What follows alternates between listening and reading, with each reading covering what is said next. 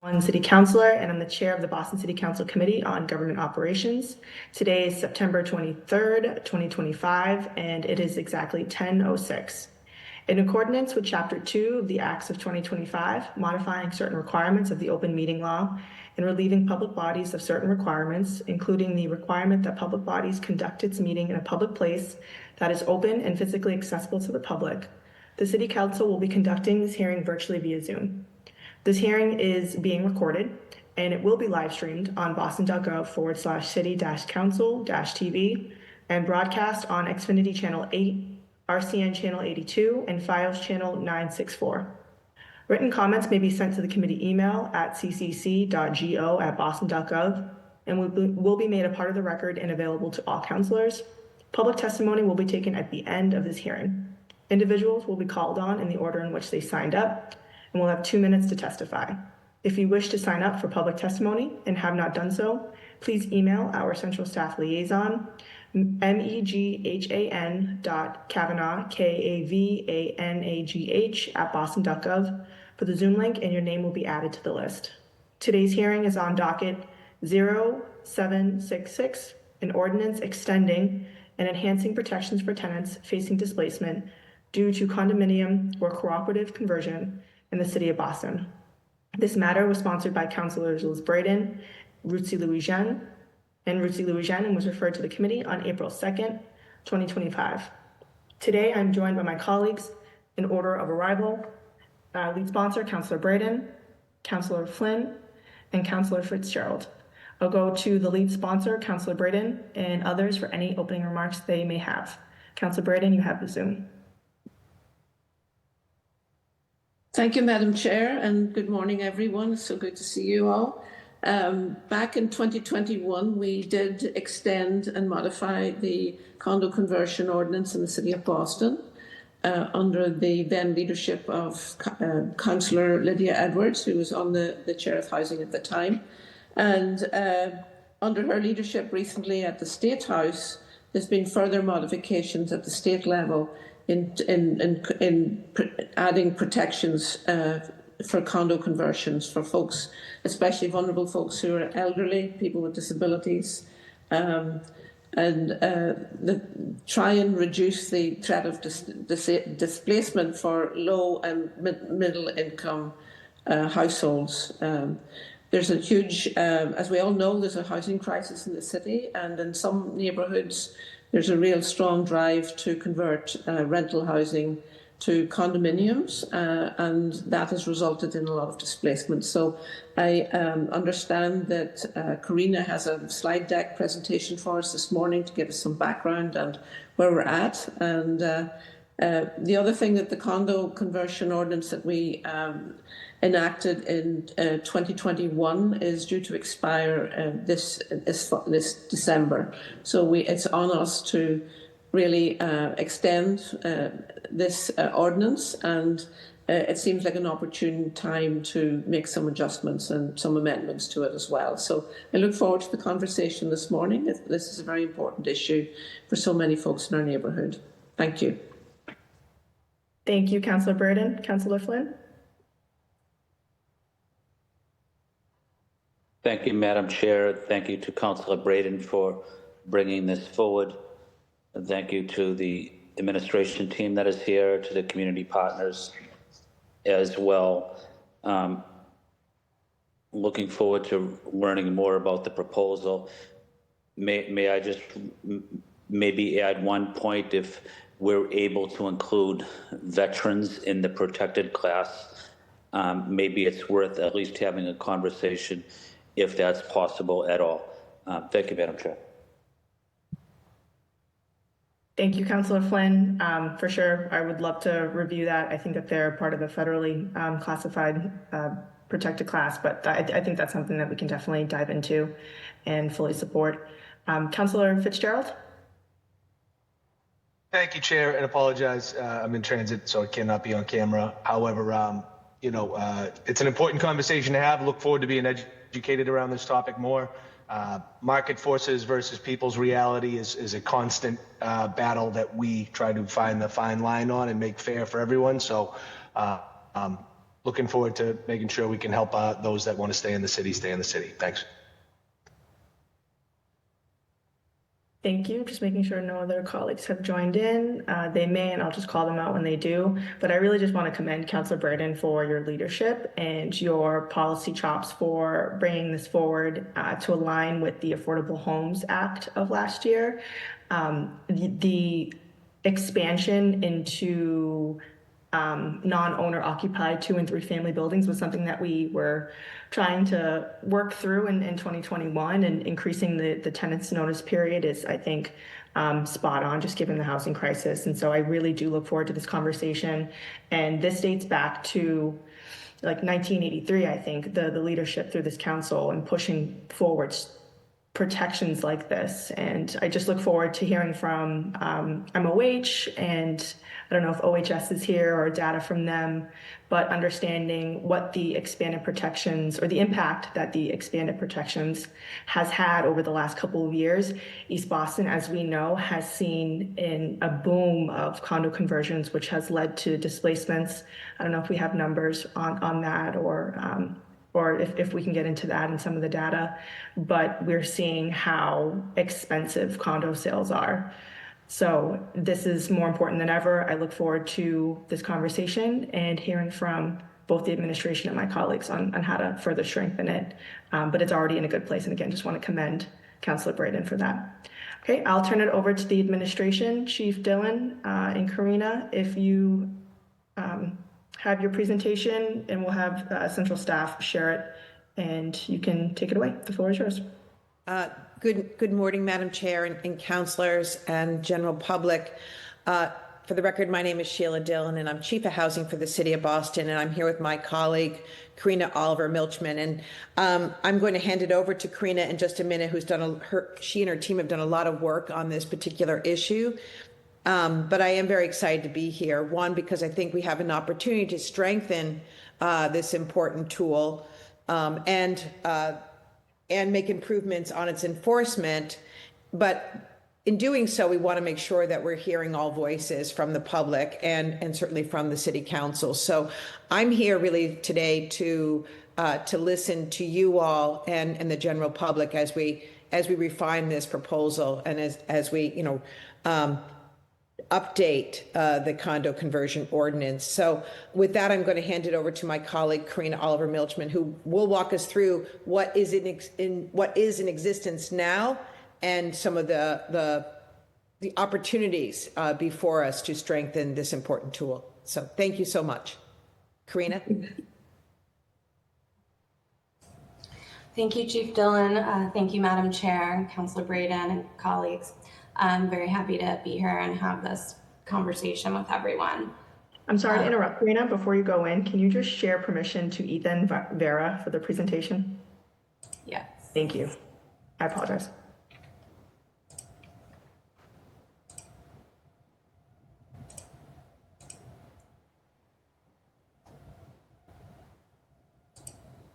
All right, should be all set, Ethan.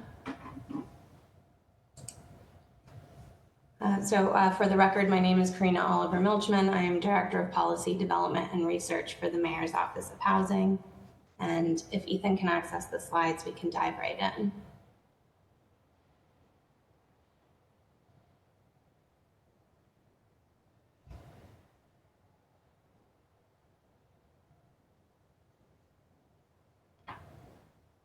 Great, all right.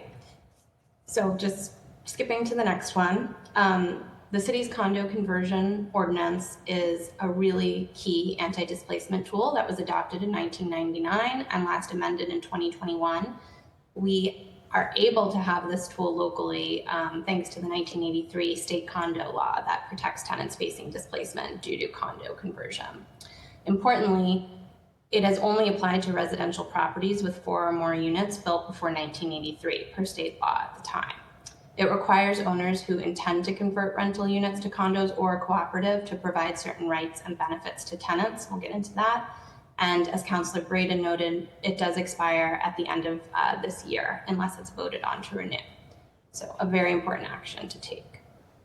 The ordinance protects all current tenants and former tenants who occupied the units that are being converted within the 12 months preceding application for a condo conversion permit. And as Councillor Braden noted, there are additional protections for special populations, seniors who are 62 years of age or older, persons with disabilities, and low and moderate income tenants. We can get into what those protections are now.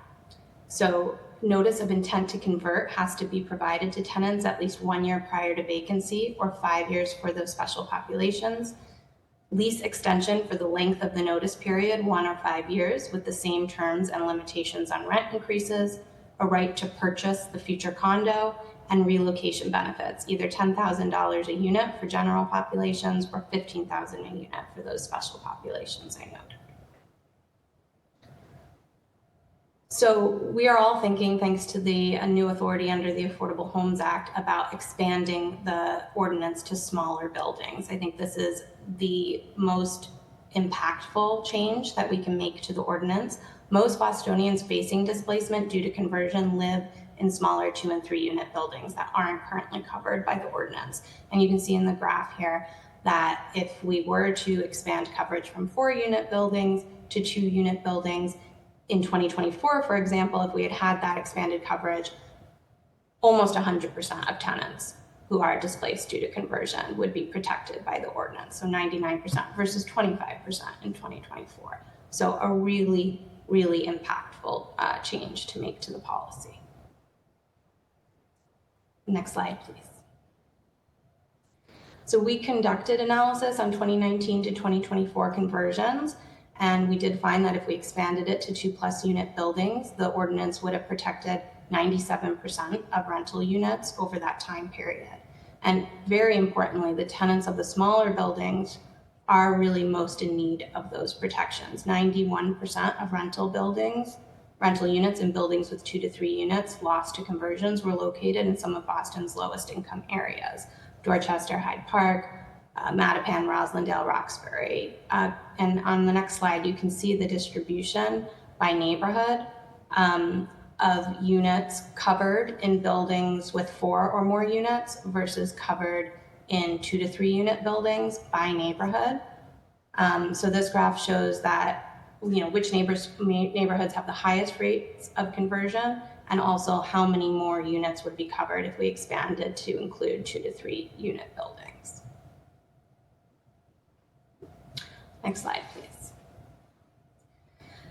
We've also been thinking about this since the Affordable Homes Act came out and what other opportunities there might be to improve the ordinance. So in addition to expanding the coverage to smaller units, we'd like to discuss other policy changes that would help create a culture of awareness and compliance with the ordinance, that would strengthen certain tenant protections to mitigate the effects of displacement, and that would ensure that regulations are reasonable for owners and help foster greater compliance as a result. Next slide, please. We'd also propose looking at changes that are more minor in nature, but that would really improve administration of the ordinance. So, and that would include clarifying language around practices and procedures and improving enforcement processes. Next slide, please. And I do just want to close by elevating a challenge with the ordinance right now that I think we can, that we've already taken major steps to improve. And I think with revisiting the ordinance and making changes to the policy itself, we can expect even better outcomes. So just so you're all aware about how this works right now, the clearest way to catch a conversion is when a master deed is filed. And that happens when the unit is switching from rental to ownership right before it's put on the market. So pretty close to the end of the conversion process. Until that point, when a master deed is filed, the only absolutely clear certain way we know of a conversion is if a property owner comes forward and tells us.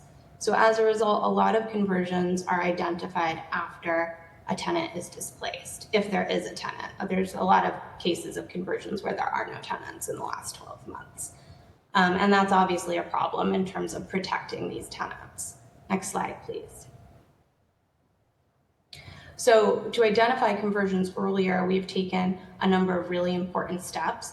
The first is to track conversions via master deed, as well as to track potential new conversions. And the way we're tracking potential conversions is through the ISD permit application. We have added a question around whether the permit that's being sought is associated with a conversion. We're also tracking ISD permits that result in unit losses, which is sometimes an indicator of a conversion. We also have a question on the HSNA portal when somebody is filing a notice to quit, whether that has to do with a conversion, is associated with a conversion. And then we are also working with OHS, who during their intake process might hear information from a tenant that indicates a possible conversion, and so exploring that. We're also trying just more broadly to raise awareness of the condo conversion ordinance, both for tenants who need to know their rights and also for property owners who need to know their obligations under the ordinance. So we have revamped the webpage for the tool. We've also started promoting it through the ISD newsletter in partnership with our ISD colleagues.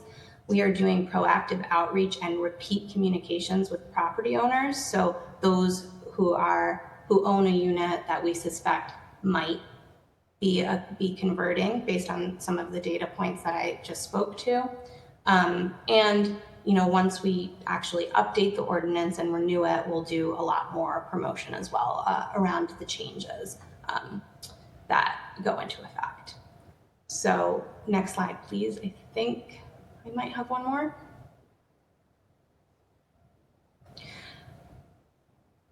Oh, I think that slide is out of order. Well, Councillor Braden already spoke to this, that the Affordable Homes Act really creates this opportunity to expand coverage of the ordinance. We think that is, the most paramount change we can make, but not the only change we can make. So we do want to propose that the ordinance be updated to apply to buildings with 2 or more units where most conversions have been occurring, with an exemption for owner-occupied buildings with fewer than 4 units. Next slide. Okay, so that was the last one. It was out of order. I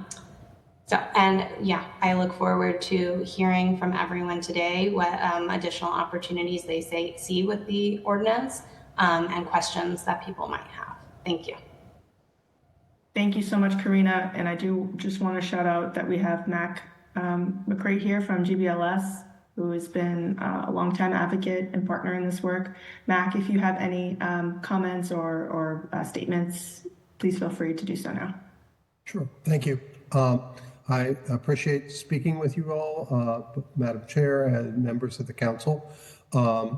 Karina's presentation was spot on in terms of where things are. Just to go back a little bit so people are reminded why we have this scheme. Back prior to 1994, Boston had rent and eviction control, and Mayor Flynn was quite active in enhancing the protections in that for many Bostonians. In 1994, Question 9 passed, which eliminated rent and eviction controls in Boston, Brookline, and Cambridge. And because of that, many people were then vulnerable that were either in units that had already been converted to condominiums but had been protected under the prior law, as well as potential displacement due to future conversions. And so the City Council acted promptly in response to that. Our office worked with Boston Tenants Coalition to try to get a replacement ordinance in place. The initial ordinance that the council adopted was found by the Supreme Judicial Court to be a little bit too broad. And so we had to go back to the drawing table in 1999 and work with the council. So as was pointed out, this statewide law does provide Boston with authority to regulate condominium conversion and its effects on residents. But it does have some unique provisions to it. So there's certain baseline protections, which you're not allowed to change from what's in the state law. So that actually has some minor carve-outs for some units that you may not be able to provide greater protections for. And when you do it, you have to do it by emergency legislation, which means it's time limited, which is why we've been coming back every 5 years or so to discuss this topic. And it requires a supermajority. So that means it's not simply, did you get a 7-6 vote on the council on this? You have to get a sufficient majority that it passes the requirements of the statewide law. And so working with, at that point, Councillor Honan, we were able to get the initial ordinance passed in 1999. And then since then, various council leaders, Councillor Ross, Councillor Zachem, Councillor Edwards, each took up the ball as we reached the point of the 5 years. Initially, the expansions beyond just sort of extending the ordinance were limited. Mostly it was in the area of relocation benefits because obviously over time the amounts that were provided in the statewide law were realized to not match what was going on in the market.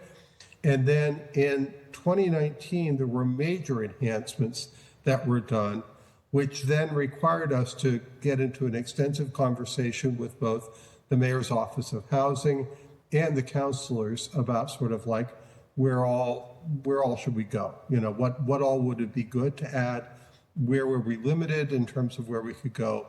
And then, of course, because of that, we said, okay, we're just going to extend the ordinance for 1 year to get into 2020. We thought, oh, 2020 is going to be a great year. We can get it all done in 2020. Then COVID happened. And so then we had to extend it another year and sort of finish up the job in 2021. And I want to shout out to the staff at the Mayor's Office of Housing for the work that they did on this in 2020 and 2021 to get those enhancements in. I think Boston's ordinance along with Somerville's have sort of been models for sort of like trying to go as far as you possibly could go. But way back, even way back in the 90s, you know, all the councilors were saying to us, can't you get the 3-family buildings? You know, our neighborhood is an area of triple deckers. Why are triple deckers not covered by this? And we had to keep saying, it's the statewide law. We can't do anything on that. Well, once Councillor Edwards became Senator Edwards and then made it her mission to say, let's get that in the Affordable Homes Act, that created some real opportunities to say, finally, we can capture this large block of units which otherwise have been kept from coverage. Unfortunately, because Boston's ordinance didn't simply say, use the statewide definition, we have to come back and amend the Boston ordinance. And that's the sort of the simple thing, in addition to the extension, to do now. I know there are some other really good ideas that people have been floating about, extending notice periods, particularly around right to purchase and so forth. Particularly, it may those time periods that are given are like possibly unrealistically short for people who need to sort of chase all the different sorts of funding that they need to be able to secure purchasing their own unit. And so those are other ideas that are in here. But I think the discussion has been, let's get in the stuff that's really straightforward first, about an extension and about going to the full scope that we can from the Affordable Homes Act, and then do this for a short extension then, and then as we did in 2020 and 2021, add the additional enhancements that everybody works on. So there's been really good implementation stuff that the Mayor's Office of Housing has been doing on this, which is, you know, beyond what you can do by ordinance. It's really an enforcement question, sort of tracking where things are. But then there are tweaks, and I certainly am happy to work with staff on that, as we did in 2020 and 2021, to do those enhancements. And I very much appreciate the opportunity to speak with you all today. Thank you so much, Mac, for your work. It's good to see you, and happy to have you as a partner in this work. We'll go to questions from my colleagues in order of arrival, starting with the lead sponsor, Councillor Brayton. Thank you, Karina, and thank you, Mac, for your presentation. One question I remember we discussed, and I don't know if it's still, is the whole question of look back, because as Katrina mentioned, sometimes we discover that folks are displaced after the fact. And is there any, what sort of opportunities have we got for look back, and how far back should we be looking if an owner had displaced tenants? And then the other question I had was really about how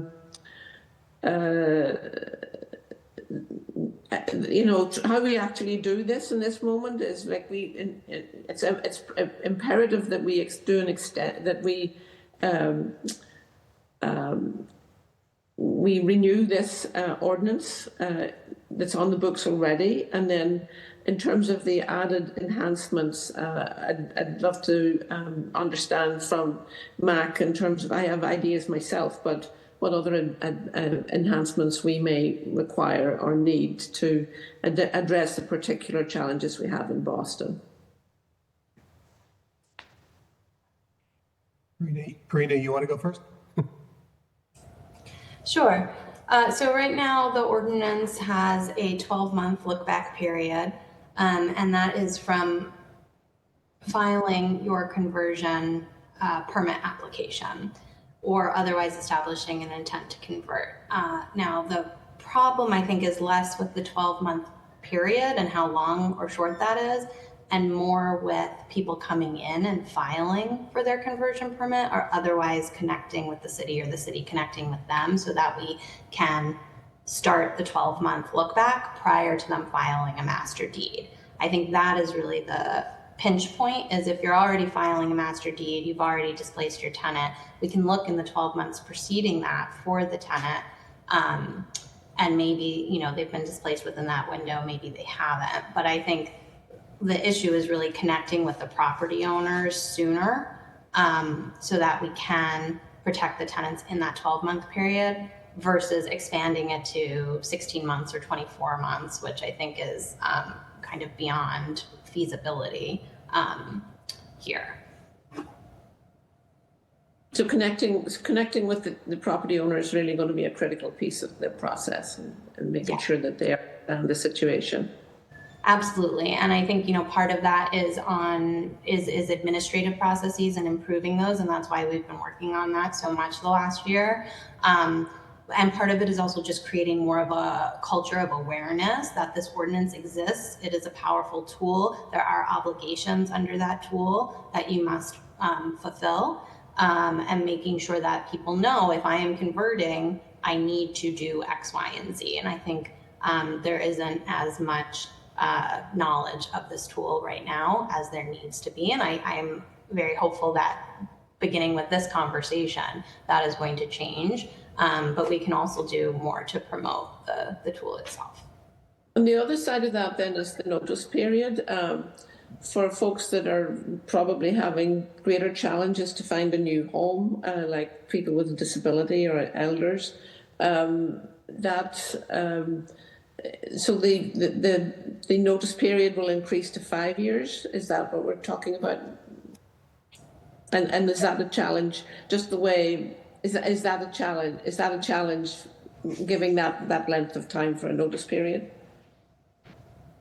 Doing a 5-year notice period for persons in protected classes is not new.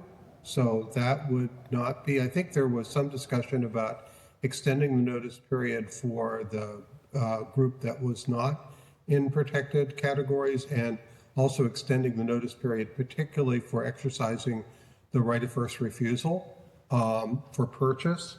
I think those are within the range of what the council can do. There's always a question of, do you have the necessary votes for your supermajority? And I know that, well, the councilors that are on this call are familiar with this. There are others that may not have been in the discussions in 2020 and 2021, that it would be good to get up to speed about all this. So I do appreciate the work that the counselors and council staff put into the draft that we have before us today. But it would also be beneficial to get, I know Karina mentioned some additional language that could possibly be added that would help in various ways. Haven't seen that yet, and I think it would be good to sort of go through all of that. Thank you. Madam Chair, how's my time? I'm sure I'm up. You can do one more if you want as lead sponsor, then we'll circle back. I think, well, when it comes to the added enhancements, I think that's something we would discuss in a working session at a later date, just to get into the details and really get into the see what's doable and what's desirable in that context. The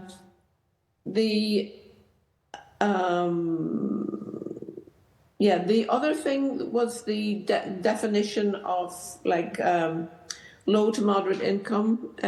Is that going to be adjusted in relation to the increase in perhaps the area median income numbers? That because just like it's a constant changing factor in our neighbourhoods, the cost of living, cost of housing, and the area median income shift as our population changes. Is that a factor to be considered as well? My recollection, and I'd have to go back and look at it, is that the language in the existing statewide law sort of tracks HUD general definitions. So as the AMIs change themselves over time, so that changes the definition of very low income, extremely low income. That becomes sort of automatic. So that's not an issue. And there's probably some moderate tweaks that you could do to some things that are within the range of what the city can do. So for example, I think the statewide law used the term handicapped as opposed to disabled. And the city said, no, that's stupid. Let's just go back and use the term disability. It's got a well-defined meaning. We know what it means, and we can do that better. So there are things like that. There are others where it's worth looking at. So for example, Councillor Flynn's idea about adding veterans as a protected category, I think it's a great idea. Whether or not we can do it within the four corners of the statewide law, I don't know. Because there are certain things that have been hemmed in as being like the X, Y, or Z are the protected categories. And so adding additional ones may be a challenge, but that's worth bouncing around and seeing where we can go.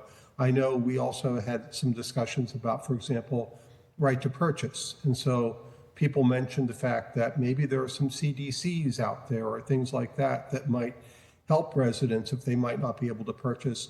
But I know in Somerville, they ran into some limitations around that with the statewide law. So that's another area where I think some further conversations would be beneficial to figure out how could we best help support people that are in fact wanting to purchase and avoid displacement, but may not have all the tools available to them to do that. Thank you. Madam Chair, back to you. Thank you. Councillor Flynn? Thank you, Madam Chair. And just want to say thank you to Mac for at least entertaining and working on the possibility of including veterans into the discussion. And I do think it is important to have that conversation.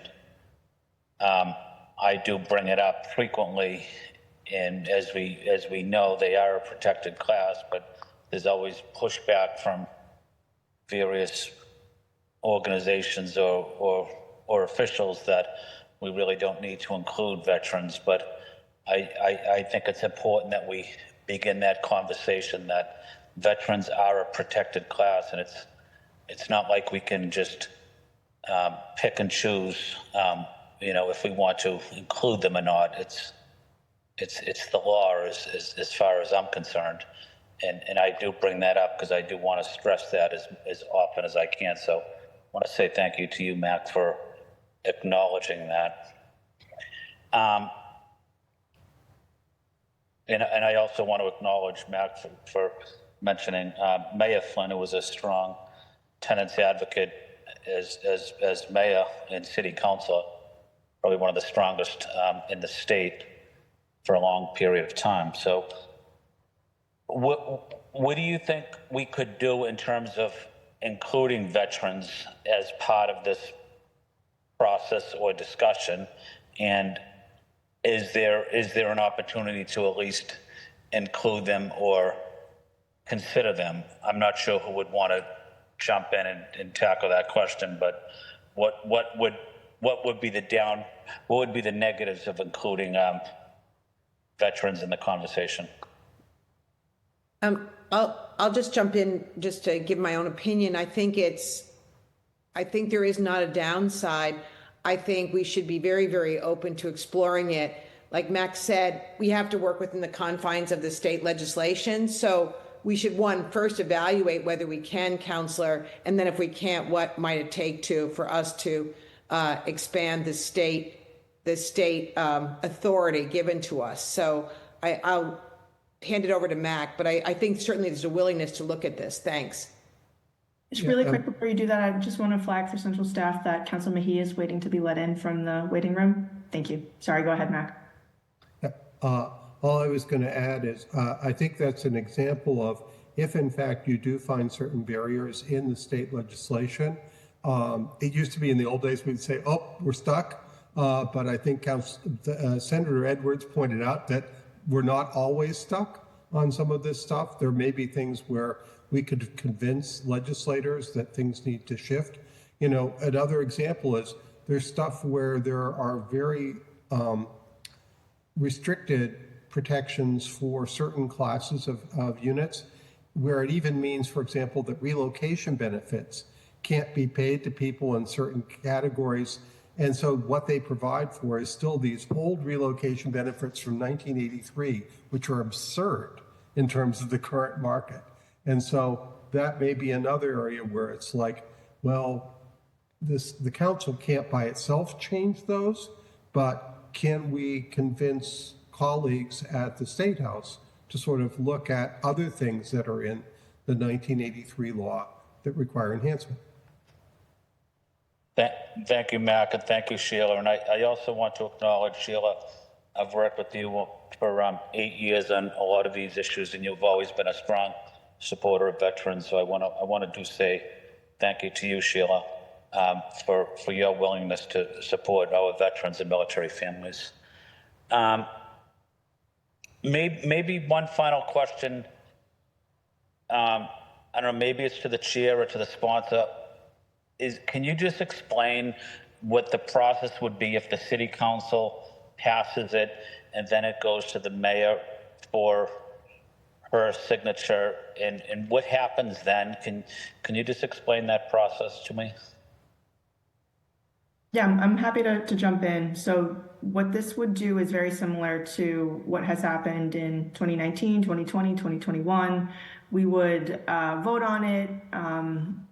It may or may not pass. If it does pass, it goes to her for her signature. But because it's an ordinance, it stops there. If we wanted to do some of the things that we're talking about now, where we are expanding the protected classes because they are a limited category from what I'm getting, and Mac, please feel free to interject if I'm saying anything that's incorrect. But if we wanted to expand the protected class category, because right now it specifies it as elderly, disabled, low and moderate income tenants, we're talking about veterans, but that may or may not align with what's currently on the books of the state. I remember back in 2021, we were talking about families with children and needing advance notice and extra support and all of that, and or anyone who has lived in their unit for more than 5 years just to prevent displacement. That will take an extra added step to go to our partners at the state and ask for a change in the 1983 law. Do I have that right, Mac? You do. Okay. Okay. Thank you, Madam Chair. You explained it. You explained it perfectly. Maybe to Mac. I was listening closely to what you were saying, Mac. But you and Councilor and the chair mentioned, when it passes, it will go to the mayor. But you also mentioned close votes of 7-6, and that has an impact on potentially the how we move forward. Can you just explain your reasoning? Sure, I may have sure. missed a little bit, so I do apologize. Sure. So, because of the language that's in the statewide law, Chapter 527 of the Acts of 1983, a municipality can adopt different or stronger protections that are in the statewide baseline, but when it does that, it has to do it by a supermajority. And so they define supermajority as, I believe it's 2/3. And so that's never been a problem in the past with the council. The council has always adopted things by 2/3, but it does mean that one needs to have conversations with a number of councilors so that they're up to speed about anything that may be in there that they're not sure of. Okay, that's excellent. That's good to know. Thank you for the background. Appreciate it. Madam Chair, thank you. Thank you, Councillor Flynn. Councillor Fitzgerald, and then we'll go to Councillor Mejia.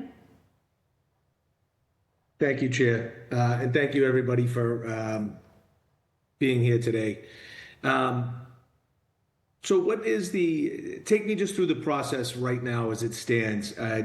My family and I were renting. Landlord comes, says, I'm going to turn it into condos and sell. What am I, as the family, expect to occur from that point on under these protections?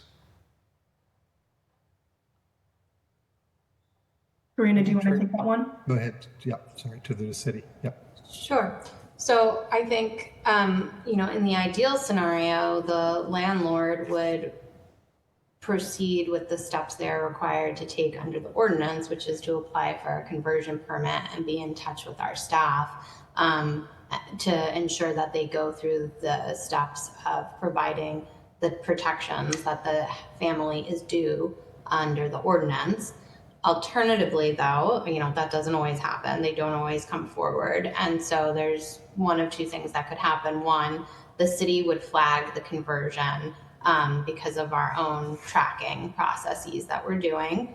And or two, the family could reach out to OHS and say, my landlord indicated they're going to convert my apartment to a condo, implied that I'm going to have to leave. And they would be seeking, the support of the city. OHS would flag that for me and my team and say, we suspect there's a conversion here. The tenant reported a possible conversion. And then we would go back and we would look at permits and other data and do some outreach to the property owner. But so hypothetical, I got 6 months left on my lease before he says, hey, whatever, I'm going to, so in 6 months, I'm expected he will not renew my lease. He or she will not, the landlord will not renew my lease. And therefore, then it would be an unoccupied house, right? Well, the landlord is obligated to give the tenant a minimum of 12 months notice of the conversion. But would that be even if the case of the lease is up? Yep. I'd say I'm on a year-to-year lease. Yes. I would still have 12 months, even though that extends beyond what my lease says. Correct. The ordinance extends the lease provisions, lease protections. Up until until the 12 months is satisfied. Right. Or the longer period if it turns out that the tenant is elderly or disabled or of low and moderate income. And then you get the additional bump in time. Okay. Nope. Understood. Do we have anybody that will be on with us today? I don't think so, but is there any property owners that might detail any of the hardships that they would face if we were to expand to this 2+, right? Units. What would the homeowner of the 2+ units say, whether it was owner occupied or not? And is there a difference in that of what this expanding this ordinance would do? Would there be any hardship to those folks? I just always like to understand who we're affecting as well, right? We want to protect, but I just want to understand what would be the argument from any other side. Yeah, so we are proposing that while we expand to 2+ units, that we maintain the owner occupancy exemption. So properties with 4 or fewer units and an owner occupant would not be obligated under the revised ordinance. So I think, that addresses that concern primarily. Of course, there is a financial relocation assistance that needs to be provided to tenants, and other things that can be burdensome. But I think for the most part, and we can do this analysis, I think we would capture quite a lot of conversions that don't include owner-occupied properties, that are more, larger scale property owners, that would be able to comply with us. Gotcha. Just to add, there might be some situations where an owner was fairly far along in all this process at the time the ordinance took effect. And then my bet is that the courts would then get involved in figuring out whether or not in that particular person's case, you could apply all the aspects of the ordinance to it, or you'd have to sort of modify that in some way or another because of expectation interests. Gotcha. What is the cost associated for the city with the protections or relocating or anything that happens to that? Do we have a number of like a average annual cost of what any of this protections come with? Is there does the city put up any money when it comes to, okay, you can say, or we have to relocate? Is there any amount of money associated with the city? No, the burden is on the owner, Counselor. I do anticipate that with if the city council decides to use a different measure on which buildings would be implicated, like 2 and above. We're going, as the chart showed, we're going to see a lot more buildings that are going to be under this ordinance. And so there's going to be increased manpower needed to ensure compliance. So that, I think, is a potential cost to the city, just monitoring the increased activity. But the associated relocation costs are borne by the owner of the property. Okay, thank you. And how many rental to condo conversions do we have each year? What is the average application annually to do that? Do we know? Do we know? We do have that data. It is aggregated in the presentation I just gave, so I would have to break it out by year. I can tell you that the total rental units lost to conversion between 2019 and 2024, this includes units that were covered and not covered by the ordinance, was 2,100. 2,100 over the course of 5 years. Correct. Right. Okay. And Councilor, just to add a little bit, it's not always the case that when a conversion happens, there is actually a displacement. So there are some owners who may say, I want to convert because what I want to do is to sell units as units become vacant to new purchasers. But I'm not intending to displace my existing tenants. And so it may happen then that there's a subsequent owner who comes in and says, that's not my plan.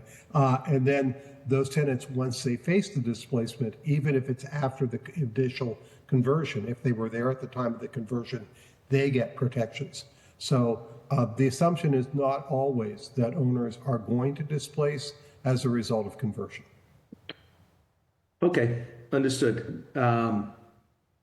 I think that takes care of all my questions. Thank you very much, panel. Thank you, Chair. Thank you, Councilor Fitzgerald. Councilor Mejia? Thank you, Chair, and thank you to the sponsors, and thank you to the administration. It's funny because I've been talking about a displacement tax because so many of our residents are being displaced.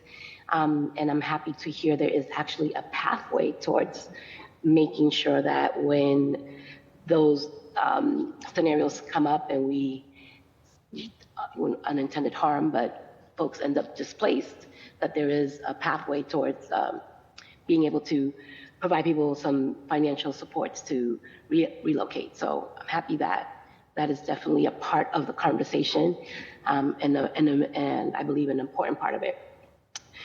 I would like to know more in the weeds a little bit about price points, right?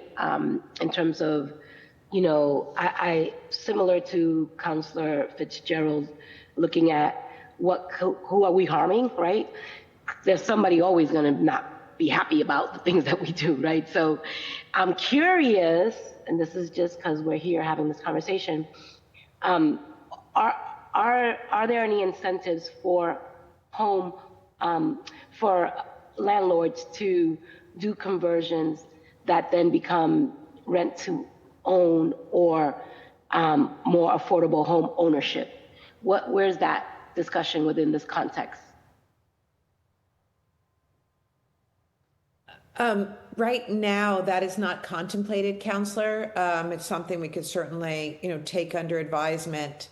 I think we do work with a lot of first-time home buyers who often are buying a floor in a triple-decker or a unit in a two-family home and providing them financial assistance to purchase. But we haven't thought about building in subsidies to create affordable housing through conversions. This is really focused on tenant protections, but certainly glad to talk about it further. Yeah, no, I hear the protections is the main priority, but my thinking is if we're looking at the whole person and the whole, situation, I think that sometimes we have opportunities to think a little bit bigger and figure out how we can seize these sort of opportunities to bake in some of these, there are protections, right? We're trying to prevent displacement and we're trying to prevent, large scale gentrification as well, right? Like we are being priced out, right? And so when these condos pop up in our neighborhoods, it's people who grew up here that can't afford to live here, but everybody wants to come to Boston, which I'm okay with that. But if we can keep cost, in ways that folks can actually, these condo conversions could have an added benefit to residents.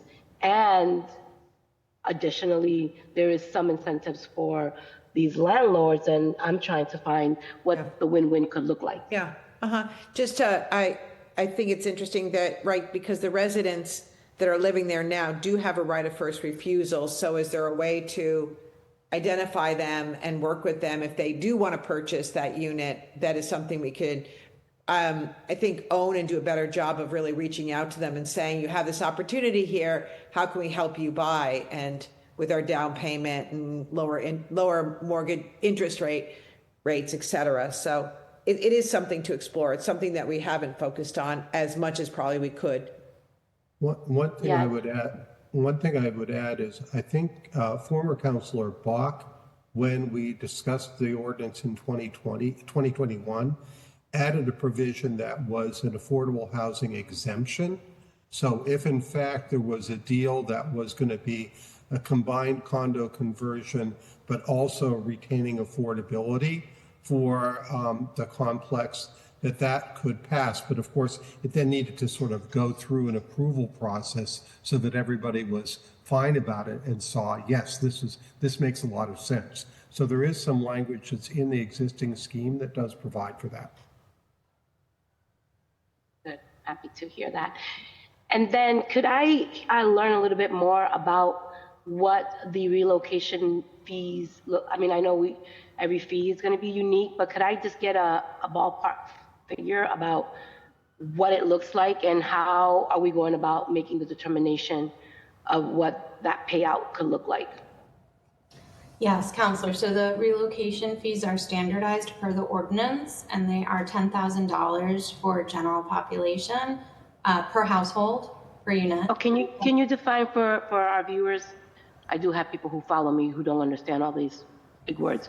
What's general? Who are those people? Who are the general people? Yes. Like, so it is general.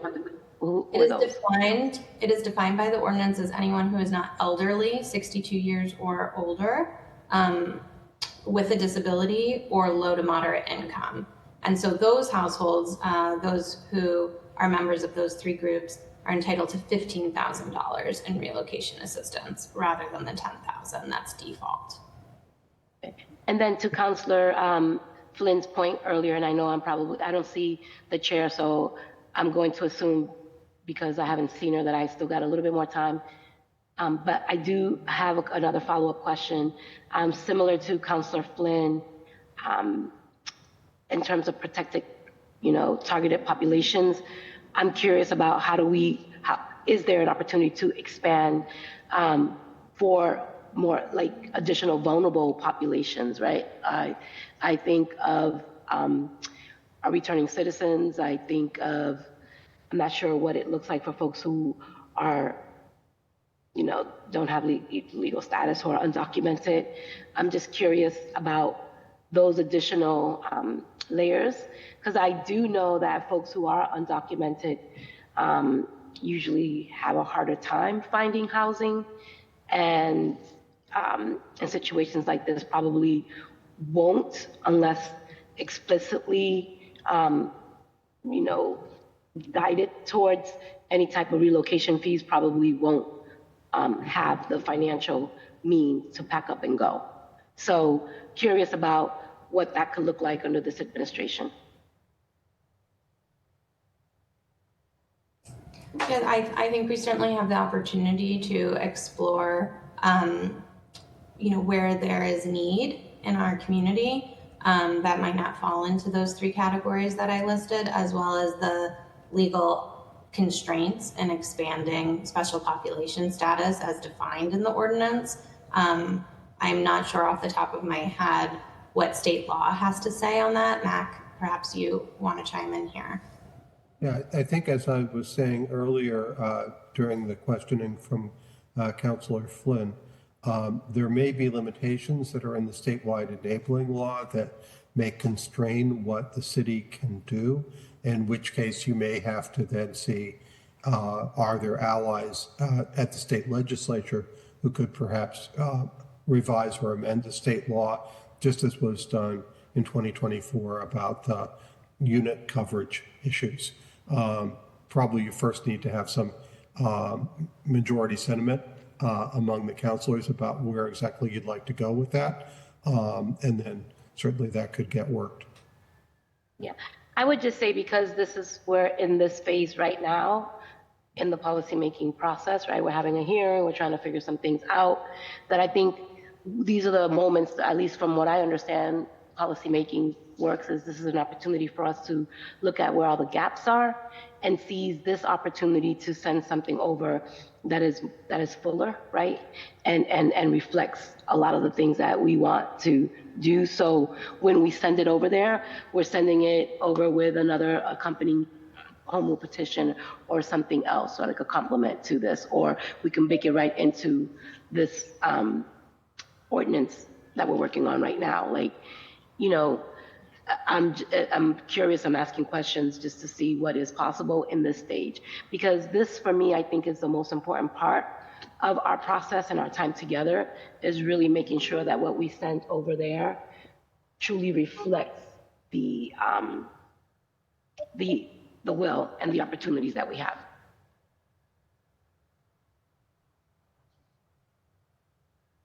So I do understand state mandates and laws and all that good stuff, but having also worked on ordinances in the past, these are the opportunities that we usually tend to seize to explore the possibilities. And I'm curious, where are we landing with that particular recommendation? Was that a question for me, Councillor Mejia, or somebody else?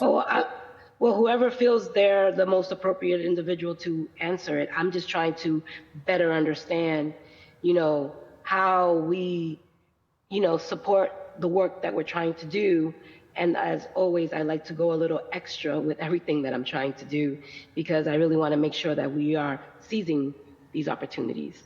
Yeah, I think from everybody from this conversation, what you've heard is a desire to explore what it means to expand the definition of protected classes. Right now, it is a limited category, as Mac and others have mentioned. This current ordinance specifies elderly, disabled, and low and moderate income tenants.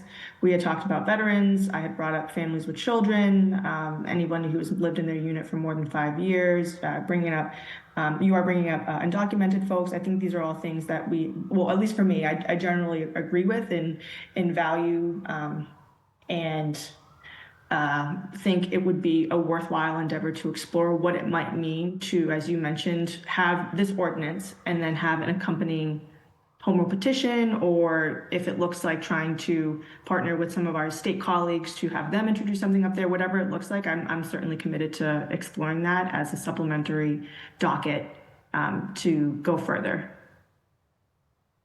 Thank you, Chair, for your willingness to do that. It's noted and appreciated.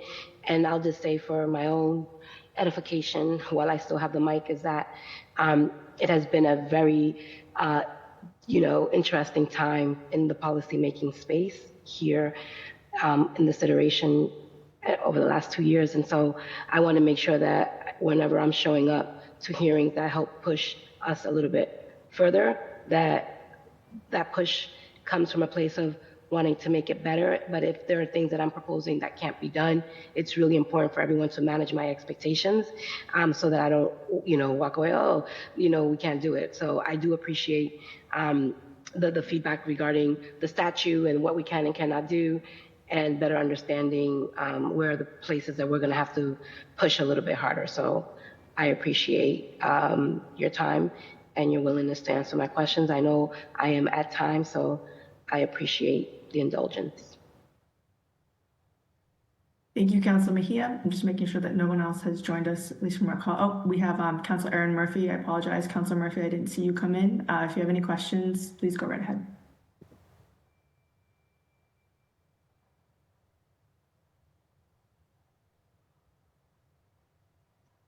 Hi, sorry. I don't have any questions at this time. I've just been listening. Thank you, though.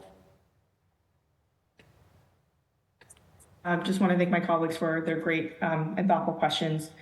Of course, Councilor Brandon talked about the look back. I wanted to figure out how effective that has been. And Karina, I heard you loud and clear. It's less about the time and just the ability to improve the enforcement process, but then also make it a cultural, I forget the word that you used, but just ensuring that people know about it.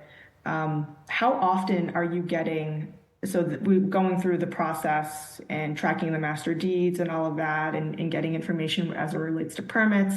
How often are you getting this information from both ISD and the Registry of Deeds? Is that something that you and your staff have to proactively get, or is that something that they provide for you as part of this? We track all of this on a weekly basis. Oh, excellent. Okay, great. Okay. And I do want to level set a little bit more, if I can back up, just about the impact of this. So we talked about the 2,100 conversions that have taken place. Do we have any data about how many people we've helped after the 2021 change? I can put that together for you, but I believe the answer is very, very low because as I spoke to earlier, most of the conversions we see are at the point of master deed, which is why in the last year we've started initiating these new tracking processes to catch conversions earlier in the process. But even more importantly, the way the ordinance is written right now to cover only conversions in 4+ unit buildings, there just are not that many that trigger the ordinance. It's a pretty small number. I can look it up for you. And many of those are not tenanted. Okay. Okay. And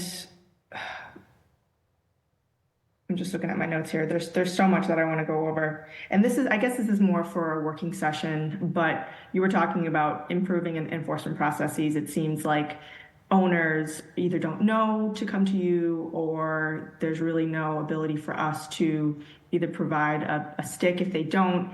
When we're talking about improving enforcement processes, is there anything that you wanted to embed in this ordinance that would provide a mechanism or a lever for us to provide that either carrot or stick for property owners to come to us ahead of time, or if they don't, then they have some sort of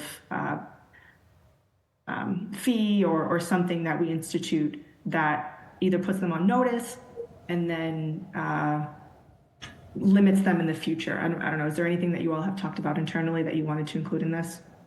Yeah, I think there's a few ideas batting around, and I really would look forward to a working session where we can roll up our sleeves and get into the details.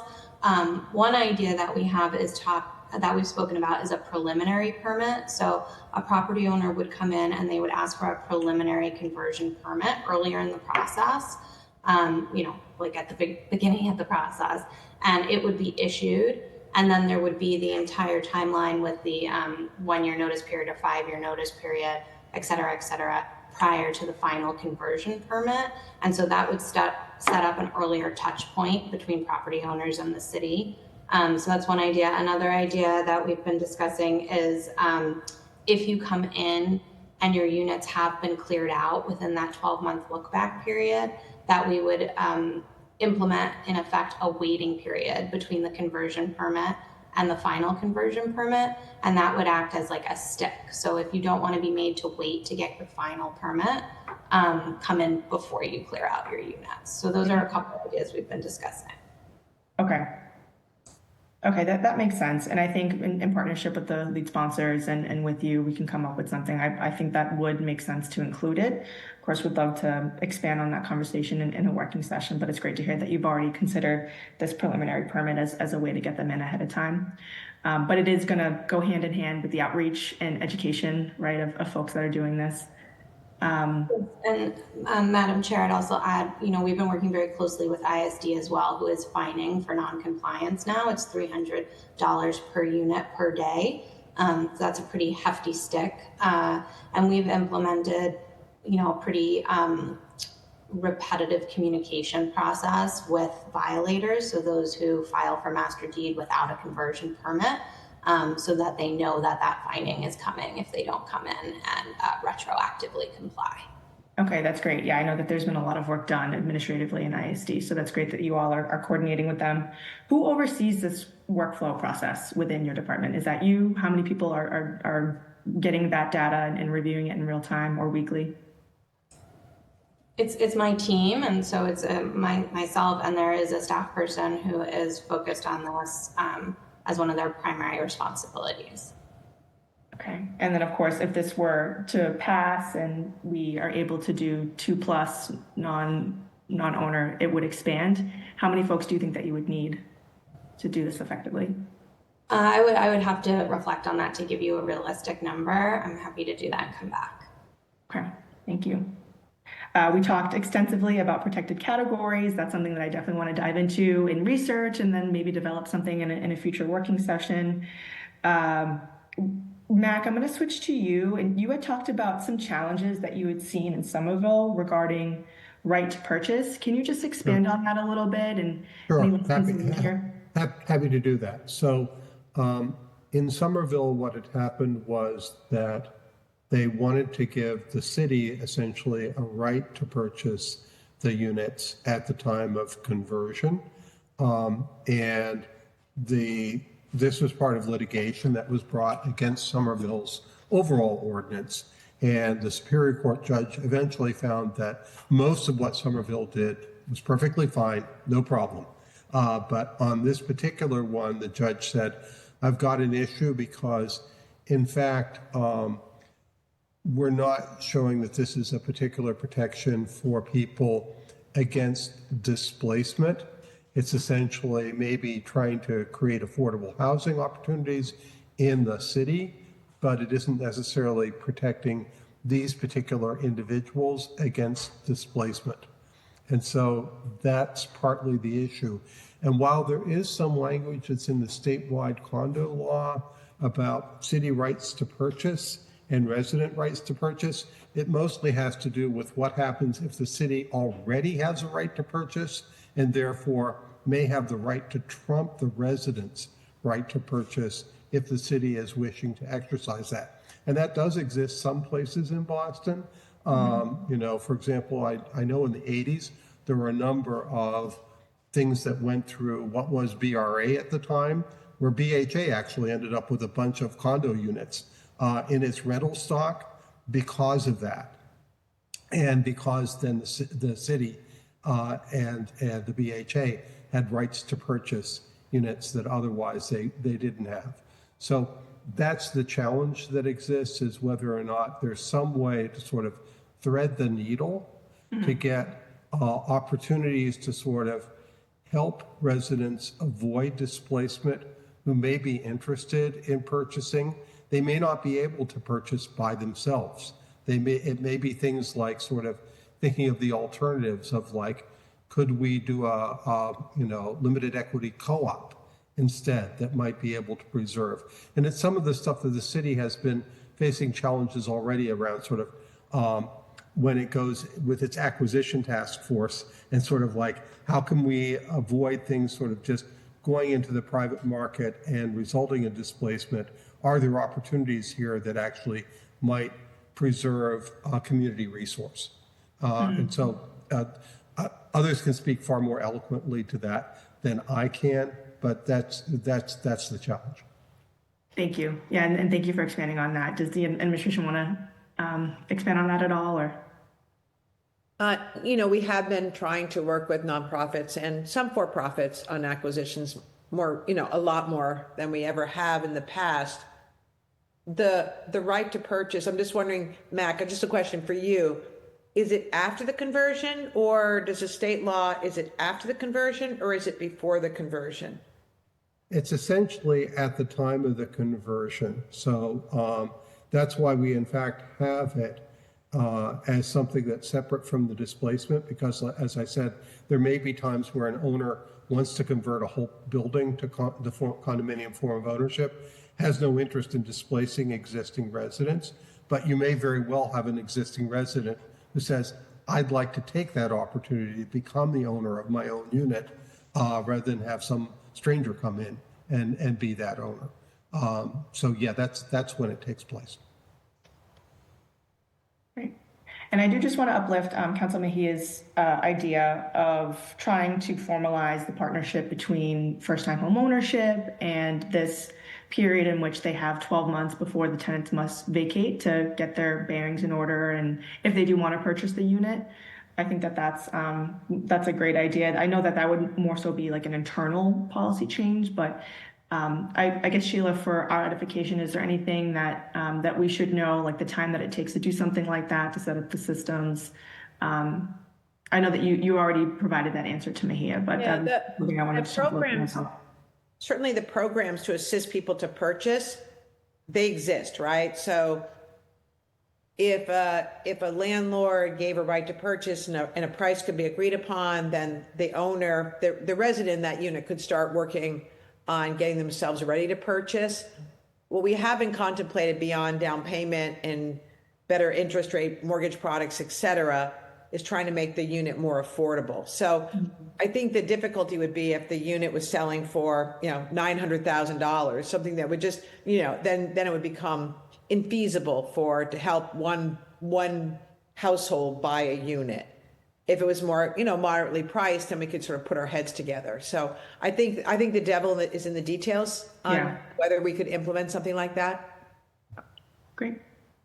Thank you so much. My last question, and then we can go back to Councilor Braden if she has any more, but there were there was a slide about changes.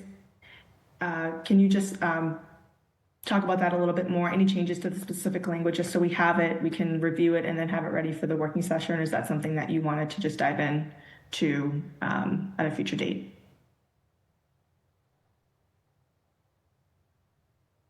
Or did I misunderstand a slide that there were certain changes to the language?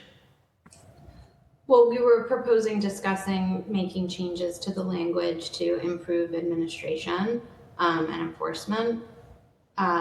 And so I think we can get on that and get you something in advance of a working session or discuss at a working session, whatever is your preference. Okay, I think I would love to have something to present at the next working session. I think it's clear that we need to improve the enforcement mechanism of this, and if that's something that it needs to be reflected in whatever we pass, that is something I want, just to be able to show our colleagues, they could review it, and it could be obviously a topic of discussion at the next working session. Excellent. We'll do that. That's it for me, Councillor Braden. We had some folks drop off. I think it's you and Councillor Fitzgerald left.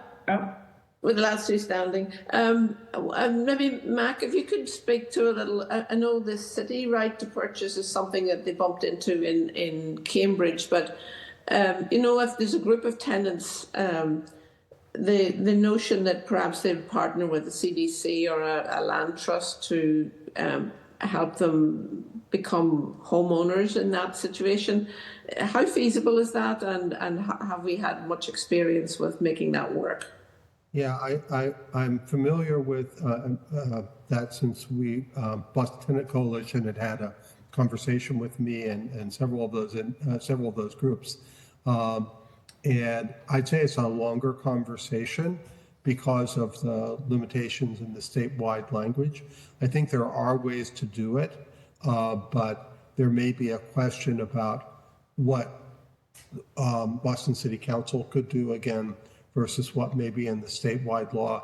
And I'd love to get some other opinions on that subject, particularly from law department on that question. Thank you. Well, I think it's worth digging into because that's sort of where the rubber hits the road, especially in a neighbourhood like Alston Brighton, where we have a very low owner occupancy. We are always trying to offer our residents an opportunity to purchase if we can. So I would look forward to having a more deeper conversation on that issue. Madam Chair, that's all I have for now. Okay, very well. I don't see anybody else on from. We may have someone for public comment. I don't know if Kathy Brown was on. Oh, great. Yeah, I think Kathy is in the Zoom. So we'll transition to public testimony. Just again, want to thank the admin and thank Mac for your work. I really I love this conversation, and it's so tangible and has such an impact. And this is why I love this job, because we can provide these sort of protections for folks who need it most. So thank you all so much. We'll transition to public testimony. We'll start with Kathy, who I believe is still on the line, and or anybody else that signed up for public testimony. Yes, I'm still on the line. A lot of interesting questions that folks were asking. So I'm Kathy Brown. I'm from the Boston Tenant Coalition, and believe it or not, this was our very first campaign, the original condominium conversion. And I worked with Mac way back then, and I remember being in, Councillor Coletta, being in the North End with Mayor Flynn when it was signed. And I also remember Hal Kaplow, a senior tenant in JP, whose tenancy was preserved because of this ordinance.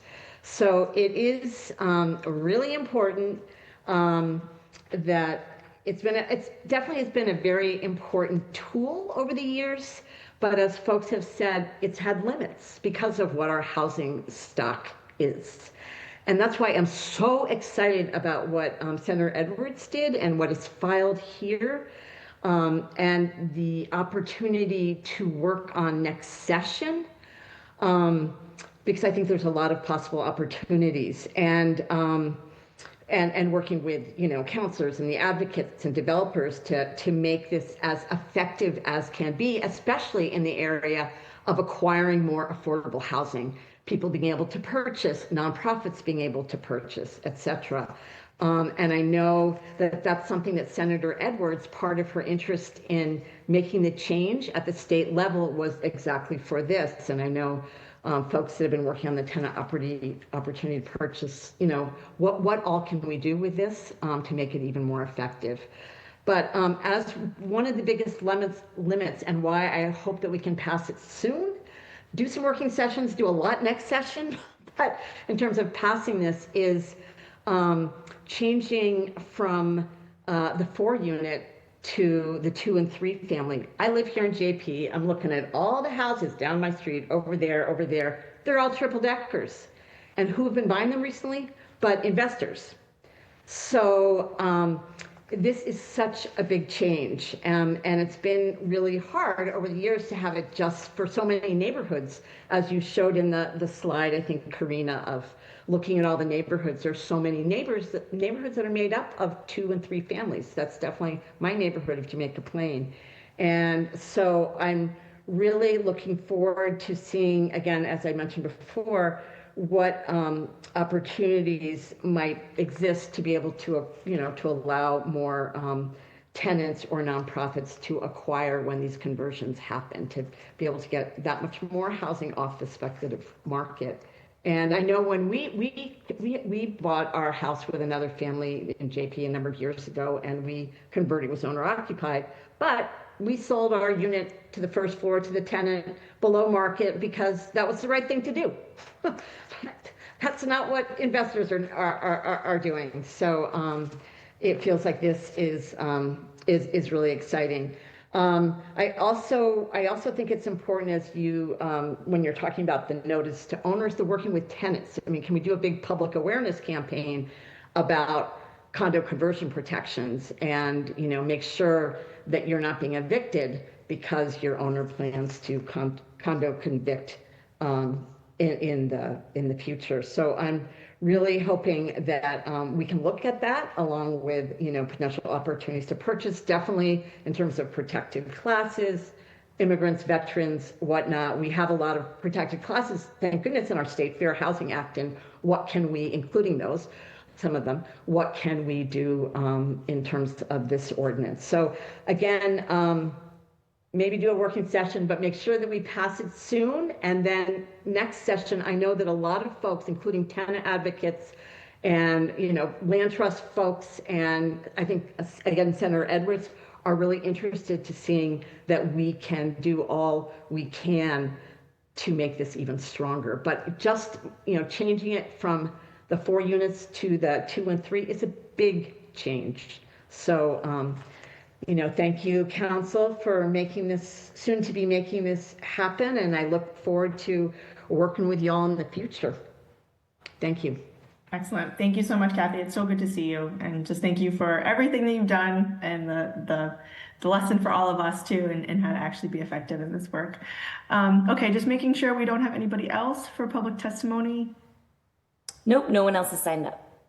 Excellent. So I hear everybody loud and clear. I think that there's certainly maybe some changes only to make this even better, to expand some protections, but certainly moving quickly is my goal. And I will do everything I can to provide a date for a working session as quickly as we can.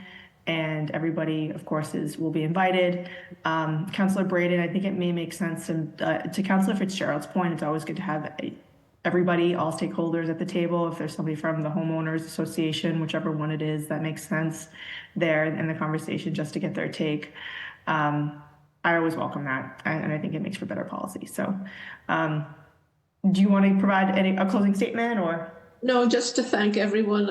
It's very exciting. I think, I take Kathy's point. Let's move. Let's get this going. Get it done. And so much of policy is sort of an iterative process, and we make small changes, but over time, the cumulative impact is immense. So I think even just this change of the number of units that it applies to is going to be transformational.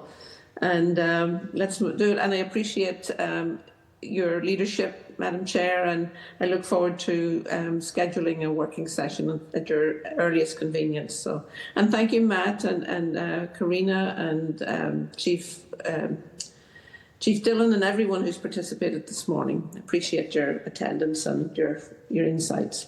Thank you. Great. Okay, with that, I'll say as chair, this hearing on docket 0766 is adjourned. Thanks, everyone. Thank you, everyone. Have a good one.